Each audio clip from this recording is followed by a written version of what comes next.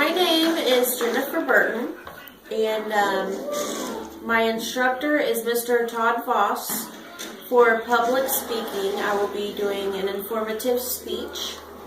The title is How to Take the Perfect Scenery Picture. Photography is one of the best ways to express yourself in a way that you find interesting. Can you imagine when someone walks in your living room and sees a photograph hanging on the wall that you had taken years ago? They smile and stare in awe at the old wooden picture frame surrounding this beautiful picture. They look at it and say, "Wow, what a beautiful picture of the Kansas City, Missouri skyline." How will you feel? It's never a bad thing to take pictures for your memories. There are a couple ways to make sure that you take the perfect scenery picture, and they are to shoot what interests you, get closer, and take advantage of the time of day. First, you need to find the scenery that you just can't wait to take a picture of. What interests you is different from others, but that is what makes it so perfect. For instance, you found a beautiful mountain view with the sun just about to come between the peaks, and you focus in just as the sun kisses the edge of the peak and snap the picture. Also, you might have found a fawn on your hunting trip that is drinking water out of the creek. When you start taking pictures, you might start to love taking pictures of people, landscapes, animals, and many more subjects. When photographing landscapes, beginners often pull up at a viewpoint car park. Get out of the car and take a few handheld snaps of the scenes before you driving off again. To improve your shots, take the time to walk around. Get down to the side of the riverbank or base of the mountain. Walk up to see a higher viewpoint so you are involved in the scene rather than just a passing observer. This will help to improve your composition. There are times when you might take a picture that doesn't mean anything to you, but it might mean a lot to a friend or a family member. Remember, people want to see what you are into and love looking for new ideas for artwork. Your pictures could inspire the new thing. Next, get closer to the subject of choice. Getting closer doesn't just mean moving your body closer. Your camera should have the option to zoom in and zoom out. For my visual aid, I have my camera, and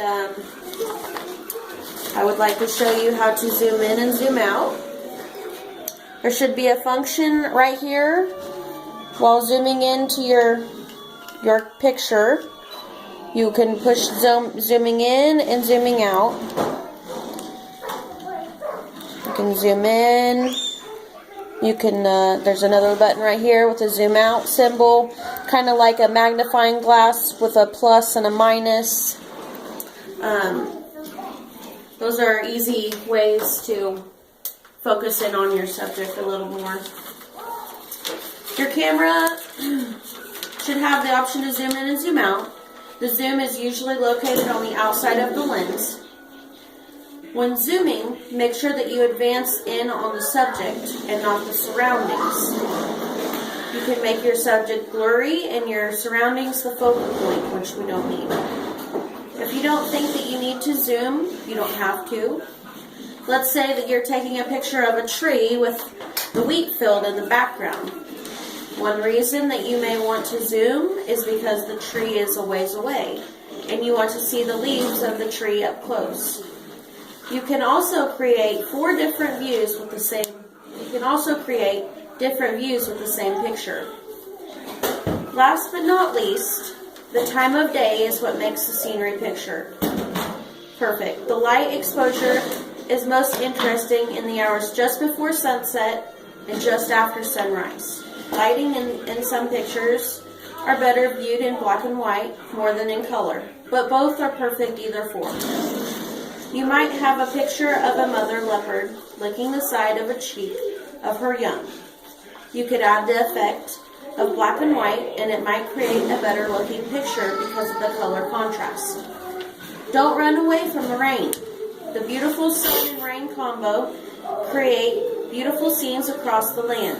For example, using the reflection of the clouds in a puddle of water on an old drive can be a very captivating sight. When taking a picture, make sure you aren't pointing into the sun because it can cause your subject to look like a silhouette. Unless that is the look you are going for, then I would suggest not pointing directly into the sun, but have the sun right behind your subject.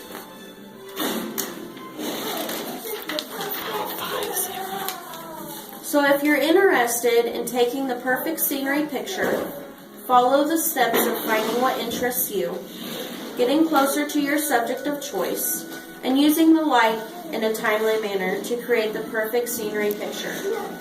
In the words of George Eastman, light makes photography. Embrace light. Admire it, love it, but above all, know light. Know it for all you are worth, and you will know the key to photography. Thank you.